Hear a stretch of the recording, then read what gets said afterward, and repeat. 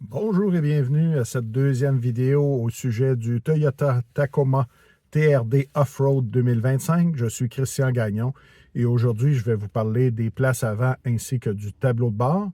D'abord, laissez-moi vous dire que même si c'est hors si je me sors de ma zone de confort, c'est vraiment très agréable de conduire ce camion puisque c'est vraiment ce que c'est, un truck, comme on dit en québécois. Alors, en plus, avec la boîte manuelle, j'ai vraiment beaucoup de plaisir. J'aime ça, les camions, même si dans mon quotidien, j'en ai pas besoin. C'est un camion, un petit camion, pas trop cher.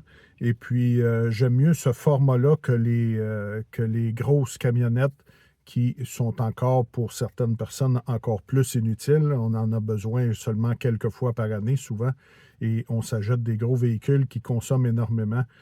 Et je trouve que ce format-ci de camionnette est vraiment très bon.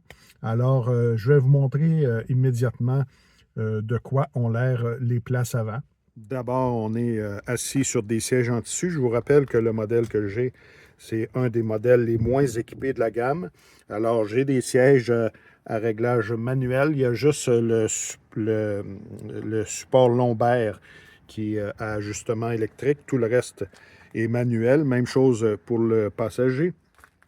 Alors, on a beaucoup d'espace pour les jambes. J'aurais aimé, il y a beaucoup de support latéral, mais comme le camion est haut, le tissu est un peu glissant. Ça ici, c'est comme trop large, en tout cas pour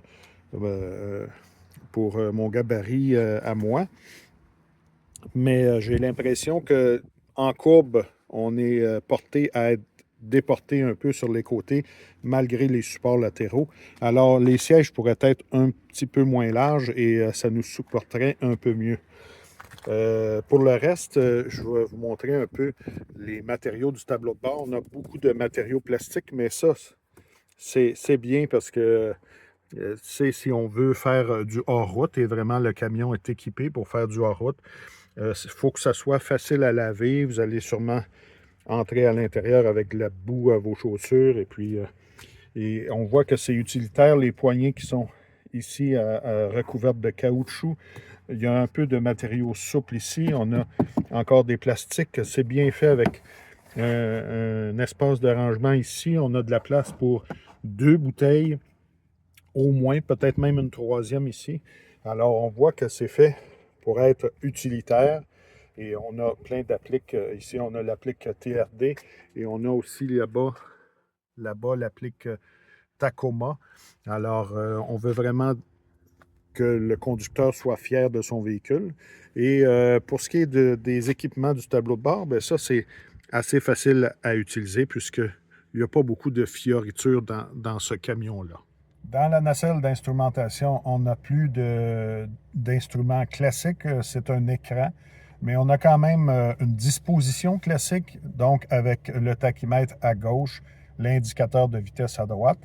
Et les renseignements au centre des cadrans peuvent être changés, mais c'est un peu compliqué comme système, là. Il faut y aller avec des agencements qui sont déjà faits. Alors, c'est plus compliqué. Je pense qu'on aurait pu faire plus simple là, pour, euh, pour mettre les renseignements au milieu de ces cadrans. On a sur la route les panneaux routiers qui s'affichent, les panneaux de limitation de vitesse, les panneaux de zone scolaire. On a même une détection des panneaux de zone de travaux. Alors, ça fait beaucoup d'informations qui peuvent s'afficher dans le tableau de bord. Il y a 3 modes de conduite, mais ça ne change absolument rien aux couleurs à l'écran. Il y a un mode éco, un mode normal et un mode sport. Et ça ne change pas beaucoup non plus à la conduite puisque je les ai essayés. Et puisque c'est une transmission manuelle, eh bien, la performance dépend de votre façon de changer les vitesses. Alors, les modes de conduite, il n'y a pas un gros effet sur la conduite, justement. On a ici à gauche des commandes qui sont un peu bizarres. Ben, bizarres, pas bizarres, mais qu'on retrouve rarement dans les véhicules. Alors ici, on peut ajuster la hauteur des phares. Alors ça peut être utile si vous faites du hors-route. Vous voulez plus que vos lumières aillent par terre ou vous voulez que l'éclairage aille plus en hauteur. Alors, on peut changer la hauteur des phares. Ici, c'est le bouton qui permet de changer la luminosité des écrans. Vous avez un bouton pour activer ou désactiver les feux de route automatiques. On peut désactiver l'antipatinage. Et un peu plus bas ici, c'est un bouton qui permet de faire allumer les lumières dans la boîte de chargement, comme présentement.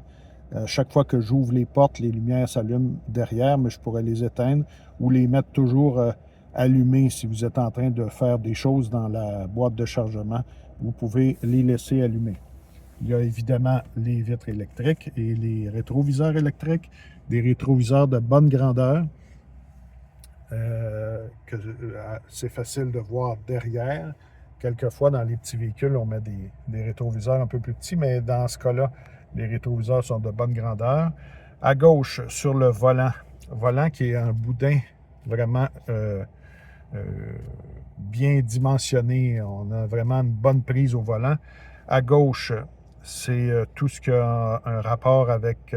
vous avez des touches pour le volume audio, vous avez les touches de commande vocale, vous avez le téléphone. Ça, c'est des choses qui ont rapport avec l'audio. Ici, vous avez plus les boutons qui servent justement à changer des renseignements dans l'écran de la nacelle de ventilation la nacelle d'instrumentation. Et à droite, vous avez des boutons. Les boutons ont tous un rapport avec... tous les boutons du haut ont rapport avec le régulateur de vitesse adaptatif. Et d'ailleurs, vous pouvez choisir facilement entre le régulateur de vitesse adaptatif ou celui conventionnel qu'on a depuis des années dans les voitures. Alors ça, c'est tout très facile à comprendre. Et ici, il y a des touches également pour le système audio, si vous voulez changer la source ou vous voulez passer d'une station de radio à l'autre ou d'une chanson à l'autre. C'est ici que ça se fait. Alors, assez facile à comprendre. Pas de manette derrière le volant, évidemment, puisqu'on a une transmission manuelle. Parlant du système d'infodivertissement, on a un petit écran assez petit. Je pense que dans les modèles plus équipés, l'écran est plus grand. Mais pour ce modèle, qui, je vous le rappelle, est l'un des moins équipés, vous avez un petit écran qui doit faire, d'après moi, à peu près 8 pouces. Et vous pouvez atteindre facilement. Ça, c'est le système de navigation embarqué avec des bonnes données, bon guidage. Vous avez également la section audio. Vous pouvez avoir radio AM/FM, radio satellite et évidemment votre musique en continu par Bluetooth.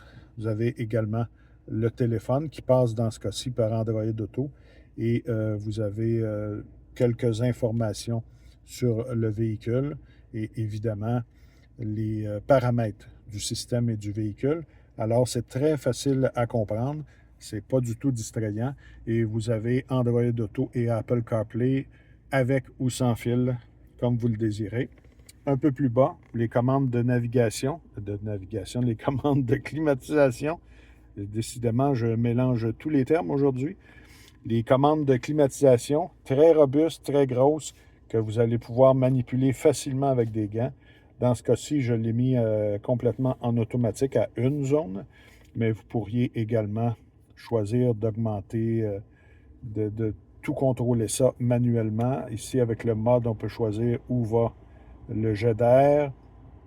On a le dégivreur arrière et pour les rétroviseurs latéraux, le dégivreur avant. On a la recirculation d'air ainsi que l'air climatisé.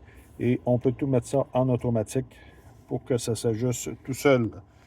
On a ici à gauche, ici c'est le frein à main, facile. On a le auto hold ici qui vous retient en place à l'arrêt à un feu rouge par exemple. Ici, il y a un endroit pour mettre son téléphone cellulaire. J'imagine que dans des versions plus équipées, il y a peut-être un chargeur par induction. Et il y a comme un petit rabat en caoutchouc qui permet de retenir votre téléphone. Vous avez ici une prise 12 volts. vous avez 2 prises de recharge USB-C qui ne donnent pas accès au système. Et vous vous dites alors, si je veux avoir accès au système avec fil, qu'est-ce que je fais? Sur le côté, je ne vois malheureusement pas ce que je filme, mais il y a une prise USB-C sur le côté de l'écran et c'est là que vous allez mettre votre fil pour vous relier à l'écran pour Android Auto et Apple CarPlay. Évidemment, transmission manuelle, 6 rapports. Une transmission qui est clairement faite, qui n'est pas faite pour la performance. C'est vraiment une transmission qui est réglée pour faire du hors-route. La première vitesse est vraiment très courte. On passe rapidement en deuxième vitesse. Et par la suite, les autres vitesses, c'est plus standard. Mais la première vitesse est vraiment très courte. C'est vraiment fait pour, pas vraiment pour la performance, mais plutôt pour du hors-route. On a le sélecteur de mode 2 high, 4 high et 4 low. Je le roule évidemment en 2 roues motrices puisqu'il n'y a pas de neige, alors ça va faire baisser la consommation d'essence un peu, qui est par ailleurs assez élevée pour un moteur 4 cylindres. Ici, la roulette autour, c'est pour changer les modes de conduite. Si on tourne d'un sens ou dans l'autre, comme je vous l'ai dit, il y a 3 modes de conduite. Le IMT, peut-être l'avez-vous jamais vu. Dans mon cas, je ne l'avais jamais vu et il a fallu que je fasse quelques petites recherches. Le IMT, c'est pour Intelligent Manual Transmission. Ça vous aide à changer les vitesses de façon plus douce. Alors, le moteur va ajuster son régime moteur pour qu'il y ait moins d'à-coups quand vous allez changer de rapport. C'est fait pour ceux qui n'ont pratiquement jamais utilisé une transmission manuelle, mais aussi pour ceux qui veulent que les changements de rapport soient plus doux. Bien, ça se fait automatiquement. Je vous avouerai que je l'ai essayé pendant mes 2 premiers jours d'essai et je ne savais pas à quoi ça servait. Et après l'avoir essayé, je voyais très peu de différence. C'est pour ça que j'ai fait des recherches pour savoir ce que c'était. Alors, vous l'essayerez vous-même si jamais vous procurez le véhicule. On a ici des boutons, celui-là a rapport avec l'essieu arrière qu'on peut verrouiller. Si je ne m'abuse, je vous le dis, je sors de ma zone de confort, mais je crois que c'est ça. Et ici, je pense que peut-être qu'on peut démarrer le véhicule sans appuyer sur l'embrayage. En tout cas, c'est ce que je pense. Je ne l'ai pas essayé. Alors, on verra bien. Je vais l'essayer d'ici la fin de la semaine et je vous en reparlerai dans la dernière vidéo. On a les porte-verres, des grands porte-verres où on peut mettre des grosses bouteilles. Et on a un coffre de rangement au centre qui est de bonne dimension, mais on a déjà vu plus grand dans des camionnettes. Là. Il y en a qui font mieux dans ce domaine. Voilà, entre les 2 prises de vue, j'ai vérifié dans le livret d'instructions pour le dernier bouton que je vous ai montré, le bouton où c'était écrit Clutch Start. Ça semble être une fonction qui sert à ceux qui font du hors-route. Et comme je ne m'y connais pas vraiment en hors-route, eh bien, je n'ai pas tout compris les explications. Alors, je ne rajouterai rien à ce sujet. Mais si vous faites du hors-route, peut-être que vous savez à quoi sert ce bouton et que vous avez une transmission manuelle, parce que ça a un rapport avec la transmission manuelle. Peut-être que vous savez à quoi sert ce bouton. Si vous le savez, eh bien, c'est là.